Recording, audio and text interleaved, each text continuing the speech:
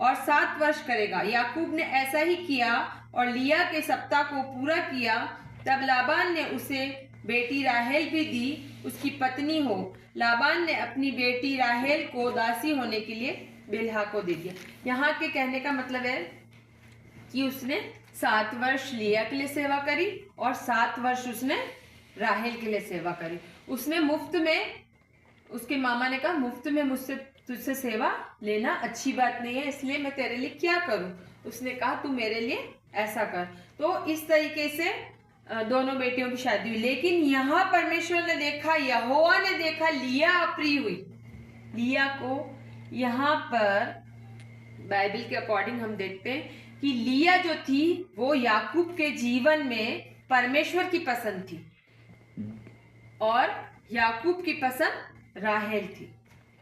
याकूब के जीवन में याकूब की पसंद राहेल थी, लेकिन याकूब के जीवन में लिया, उसकी परमेश्वर ने उसके लिए लिया को चुना था। यहाँ बाइबल बताती है कि राहेल की आंखें जो थी, हम देखेंगे यहाँ पे 29 के 17 में देखेंगे। 29 के 17 के अंदर देखेंगे हम। लिया के तो धुंधली आंखें थी, पर राहेल रूपवती और सुंदर थी। यस, लिया की आंखें धुंधली थी और राहेल रूपवती थी, सुंदर थी। नीति वचन में भी सुंदरता से ज्यादा बुद्धि को आंका गया है। सुंदरता इतनी मायने नहीं रखती जितना नीति वचन में हम देखते हैं कि मन की सुंदरता को प्रथम रखते हैं। नीति वचन पूरा बताता है कि हमारा मन सुंदर होना चाहिए, हमारे चेहरे की सुंदरता से नहीं, हमारे बुद्धि से हमको आंका जाता है। तो यहाँ पे वो क्या देख रहा है कि राहेल रूपवती है और लिया की आंखें धुंधली है। बाइबल के विद्वान बताते हैं, जो हमारे माइथोलॉजी करे हुए पास्टर्स होते हैं, उन्हें बताते हैं कि लिया की आंखें धुंधली ही नहीं थी बल्कि टेढ़ी थी, भैंगी थी। इसलिए वो उसकी कमी को देख रहा है, वो उसकी मन को नहीं देख रहा है। एक इंसान को मानसिक आघात जब लगता है जब हम उसकी बॉडी पे कमेंट करते हैं। किसी को भी हम देख लें, आमतौर पर हम किसी की बॉडी पे कमेंट करते हैं, उसे बहुत बुरा लगता है कि अरे तू तो काला है, तू तो ऐसा है, तू तो वैसा है, तू नाटा है। तो जब हम इंसान की बॉडी पे कमेंट करते हैं तो उसको बिल्कुल भी अच्छा नहीं लगता, उसको बहुत ज्यादा। लिया की आंखें धुंधली है, इसमें लिया की कोई गलती नहीं, उसको बनाने वाला स्वर्ग का परमेश्वर है। स्वर्ग के परमेश्वर ने उसे बताया। बाइबल में बहुत हार्ड वर्ड लिखा है, लिया अप्रिय हुई। ये बाइबल में बहुत हार्ड वर्ड दिया, अप्रिय होना। अगर हम किसी को प्रिय नहीं होते तो हमारा मन बहुत दुखित होता है कि हम क्यों प्रिय नहीं, हमारे कार्यों के द्वारा हमको प्रिय बनना चाहिए। वो बहुत पेनफुल टाइम से गुजर रही थी। अमेरिका में एक बच्चा अपनी माँ के साथ पार्क में खेल रहा होता है और वहाँ कुछ नाइजीरियन बच्चे होते हैं। उन नाइजीरियन बच्चों को देखकर वो बोलता है कि माँ ये सब इतने काले क्यों हैं, हम सब तो गोरे हैं, परमेश्वर ने हम सबको गोरा बनाया, ये सब इतने काले क्यों हैं, इनको गोरा क्यों नहीं बनाया। तो उसकी माँ जो थी वो परमेश्वर का भय मानने वाली स्त्री थी और विद्वान स्त्री थी, बुद्धिमती थी। उसने कहा कि बेटा परमेश्वर जो है वो ज्योति है, परमेश्वर लाइट है और लाइट के अंदर कई तरह की रंग होते हैं, कई रोशनी में कई तरह के रंग होते हैं। इसीलिए परमेश्वर ने हमको अपने स्वरूप में बनाया है। इसलिए ज्योति के जो रंग बिखरते हैं तो अलग अलग तरह के लोग होते हैं, कहीं काले, कोई गोरे, कोई गेहुआ, इस सब तरह के लोग हमें पृथ्वी पे मिलते हैं। और सूर्य को देखो, उसमें भी कई तरह के रंग होते हैं, जब सूर्य की किरणें निकलती है उसमें भी कई तरह के लोग होते हैं। परमेश्वर भी कई तरह के लोगों को रचना की। जिस दिन आप पैदा हुए, परमेश्वर की सर्वश्रेष्ठ रचना, हम जो पैदा हुए, हमें ये सोचना चाहिए कि हम परमेश्वर की सर्वश्रेष्ठ रचना है। हमारे कार्यों के द्वारा, हमारे वचनों के द्वारा, हमारे मुंह से बोले गए शब्दों के द्वारा किसी को मानसिक आघात ना पहुंचे, ना हम कभी किसी को कमेंट करें, तानेबाजी। बहुत सारे जने ऐसे होते हैं जो कोई मौका नहीं छोड़ते कि हम किसी को तानाकशी कैसे करें, किसी पे छीटाकशी कैसे करें। लेकिन जो परमेश्वर के लोग होते हैं उनका ऐसा काम नहीं है। उनको वचन से सिखाना चाहिए कि ये काम गलत है, ये काम सही है और हमें इनके ऊपर चलना है। कौन सा मार्ग सकरा है, कौन सा मार्ग चौड़ा है, ये हमें इस तरीके से उनको वचनों के द्वारा बताना चाहिए, ना कि ऐसे सांसारिक लोगों की तरह छीटाकशी या तानाकशी करना चाहिए किसी के ऊपर। और हम जो है उत्तम है, और हमें जिस दिन परमेश्वर ने बनाया वो दिन भी उत्तम है, और हम स्पेशल है परमेश्वर के लिए। परमेश्वर ने लिया की कोख खोली और राहेल की कोख बंद कर दी, क्योंकि उसको कौन देख रहा है? हमने बाइबल में पढ़ा कि उसको परमेश्वर देख रहा है। हमने स्टार्टिंग में ही पढ़ लिया था, यहोवा ने देखा। किसने देखा? यहोवा ने देखा। जब यहोवा किसी को देखता है तो वो इंसान कहाँ पहुंच जाता है? ऊंचाई पे पहुंच जाता है, वो सर्वश्रेष्ठ बन जाता है, परमेश्वर की उत्तम रचना बन जाता है, क्योंकि यहोवा ने देखा। यहोवा का देखना मामूली नहीं होता। ऐसे तो दाऊद के कितने भाई आए थे, बड़ा भाई भी आया, छोटा भाई भी आया, सबको आया, लेकिन उसको बोला इनका अभिषेक नहीं करना। किसका अभिषेक हुआ? दाऊद का हुआ। दाऊद उस समय बहुत छोटा था, उसके चेहरे पे लाली चमकती थी और इतना छोटा था, बकरियों को चराता था, लेकिन परमेश्वर की जो दृष्टि थी वो किस पे थी? दाऊद के मन पे। उसने परमेश्वर ने कहा कि ऊपर से नहीं देखते हैं, कहाँ से देखना है? परमेश्वर का देखना जो होता है वो मन से देखना होता है। परमेश्वर उसके मन को जानता था। परमेश्वर की दृष्टि रूप पे, कद पे, ऊंचाई पे, डील डॉल पे नहीं थी। उसके बड़े भाई कोई लंबे चौड़े थे, डील डॉल अच्छा था, लेकिन परमेश्वर के देखने में और मनुष्य के देखने में बहुत अंतर होता है। हम सोचते हैं कि हम इंसान को खुश करके ऊंचाई पे पहुंच जाएंगे, लेकिन हमें किसको खुश करना है? हमें परमेश्वर को खुश। जब हम परमेश्वर को प्रसन्न रखते हैं तो हम अपने आप ऊंचाइयों पे पहुंच जाते हैं। शेरे बबर यीशु शेरे बबर, यहूदा का शेरे बबर, क्योंकि हम यहूदा के वंश से। गीतों में भी हम गाते हैं यहूदा का शेरे बबर, क्योंकि परमेश्वर यीशु मसीह का पुत्र जो है वो यहूदा के वंश से आया है, लेवी के वंश से आया है, दाऊद से आया है। लिया के साथ हम जुड़े हैं। प्रभु को आदर देना भी आता है और आदर करना भी आता है। हम जो है परमेश्वर हमको ऊंचा उठाता है। इस वर्ष प्रभु हमको ऊंचा उठाने जा रहा है। लिया का परमेश्वर हमारा भी आदर करना चाहता है। उत्पत्ति 48 का 4 और 7 में पढ़ेंगे।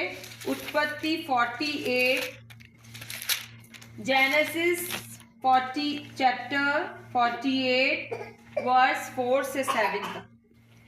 और कहा, सुन, मैं तुझे फलवंत करके बढ़ाऊंगा और तुझे राज्य राज्य की मंडी का मूल बनाऊंगा, और तेरे पश्चात तेरे वंश को यह देश दूंगा जिससे कि वह सदा तक उनकी निज भूमि बनी रहे। और अब तेरे दोनों पुत्र जो मिस्र में मेरे आने से पहले उत्पन्न हुए हैं वे मेरे भी ठहरेंगे, अर्थात जिस रीति से रूबेन और शिमोन मेरे हैं उस रीति से एप्रैम और मनशेष भी मेरे ठहरेंगे। और उनके पश्चात तेरे जो संतान उत्पन्न हो वह तो तेरे तो ठहरेंगे, परंतु बंटवारे के समय वे अपने भाइयों की ही के वंश में गिने जाएंगे। जब मैं पदान से आता था तब एप्राता पहुँचने से थोड़ी ही दूर पहले राहेल कनान देश में मार्ग में मेरे सामने मर गई, और मैंने उसे वही अर्थात एप्राता जो बैतलहम भी कहलाता है उसी के मार्ग में मिट्टी दी। यस, आमेन। यहाँ बहुत बड़ी बात देखने जाते, परमेश्वर जिसे ऊंचा उठाना चाहता है उसे कोई नहीं रोक सकता। यहाँ देखते हम एप्रैम और मनश्शे के लिए भी कहा उसने कि वो मेरे ठहरेंगे। इसके पश्चात तेरे जो संतान उत्पन्न है वो भी मेरे ठहरेंगे। बंटवारे के समय वे भाइयों के वंश में गिने जाएंगे। और जब एप्राता पहुंचने थोड़ी दूर पहले राहेल कहाँ मर गई? मार्ग में ही मर गई। और उसको कहाँ मिट्टी दे दी गई? एप्राता जो बैतलहम कहलाता है उसी मार्ग में उसको मिट्टी दे दी गई। राहेल बहुत प्यारी थी। याकूब को हमने देखा जो बैतलहम में मिट्टी दी गई, किंतु लिया को मिट्टी वहां दी गई जहां उसके घराने के लोगों को मिट्टी दी गई। जहां उसके घराने के लोग मरे थे वहां उसे गाड़ा गया। याकूब ने कहा मुझे भी मिट्टी वहीं देना जहां मेरे बाप दादाओं को मिट्टी दी गई। याकूब के जीवन में राहेल याकूब की पसंद थी, लेकिन याकूब के जीवन में लिया परमेश्वर की पसंद थी। यहाँ बहुत बड़ा और ऑनर ये भी दिया परमेश्वर ने कि राहेल तो मार्ग में ही खत्म हो गई, उसे मार्ग में गाड़ दिया, लेकिन लिया को अपने पुरखाओं के साथ मिट्टी दी गई। और याकूब ने कहा कि मुझे भी मिट्टी वहीं देना जहां मेरे पुरखाओं। हम प्रेरितों के काम 7:16 के अंदर देखेंगे। प्रेरितों के काम एक्ट्स 7 चैप्टर 16 वर्ड्स। प्रेरितों के काम 7:16 में देखेंगे हम। उनके शव शकेम में पहुंचाए जाकर उस कब्र में रखे जिसे अब्राम ने चांदी देकर शकेम में हमोर की संतान से मुफ्त ले लिया।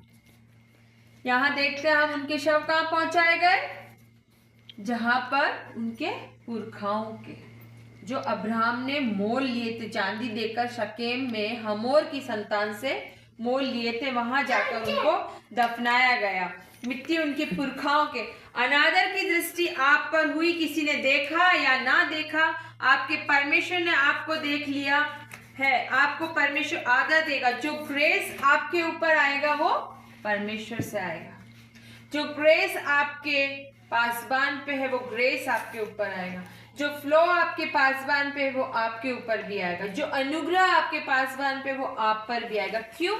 क्योंकि वो हमको परमेश्वर की अच्छी अच्छी बातें बताएंगे और वो जब वो अपने वो बातें हमसे कहेंगे तो वो फ्लो, वो अनुग्रह हम पर बहकर आएगा।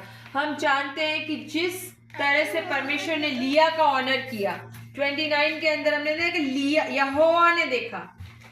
यहोवा ने देखा, किसी ने देखा या नहीं देखा, अगर हमारे यहोवा ने देखा तो हम उसके लिए प्रिय हो गए। यहाँ लिया याकूब के लिए अप्रिय थी लेकिन परमेश्वर के लिए प्रिय थी। और याकूब के जीवन में उसकी पसंद हो या ना हो, परमेश्वर ने उसको इतना ऑनर किया कि वो लेवी वंश उसके द्वारा आया और उसके द्वारा कई वंश, दाऊद आया, सुलेमान आया यहूदा के द्वारा, और उसके बाद में यीशु मसीह आया जो हमारे आज उद्धार करता है। इसलिए मैं आप सबसे कहना चाहती हूँ कि ये इस रेस्टोरेशन का वर्ष है, इस साल हमारे लिए फलवंत होने का वर्ष है। इसलिए हम चाहते हैं कि हम अपने गुनाहों से तौबा करें और हम को कोई देखे या ना देखे, हम अपने मन को छोटा ना करें। हम अपने परमेश्वर के सामने घुटने टेकें, अपने परमेश्वर के सम्मुख पापों का अंगीकार करें और यहोवा हमको देखेगा। कोई देखे या ना देखे, हमारी आराधना को कोई रिवॉर्ड नहीं चाहिए हम में से कि हम बहुत अच्छा प्रचार करेंगे, तालियां बजेगी, लोग वाहवाही करेंगे, किसी को दिखाने के लिए नहीं। लेकिन परमेश्वर मत्ती में बताते हैं, यीशु मसीह ने कहा गुप्त में जाके प्रार्थना कर, तेरा पिता तेरी प्रार्थना को सुनता है। और हमारी कोई प्रार्थना ऐसी नहीं होती जो बिना आशीष लिए, बिना उत्तर लिए जाती है। मेरे जीवन में तो ये अनुभव है कि मेरी कोई प्रार्थना कभी खाली नहीं जाती, हमेशा प्रार्थनाएं उत्तर लेके आती है। अगर हम साफ दिल से और स्वच्छ मन से परमेश्वर से मांगते हैं, बिना किसी छल कपट के रहित, तो परमेश्वर हमको बहुतायत से देता है। और 2024 वर्ष फलवंत होने का वर्ष दिया है परमेश्वर ने। इस साल बहुतायत से आशीषें उंडेल रहा है परमेश्वर। इसलिए हमें चाहिए कि हम अपने गुनाहों से तौबा करें और जब भी हम परमेश्वर यीशु मसीह का ऑनर करते हैं, हम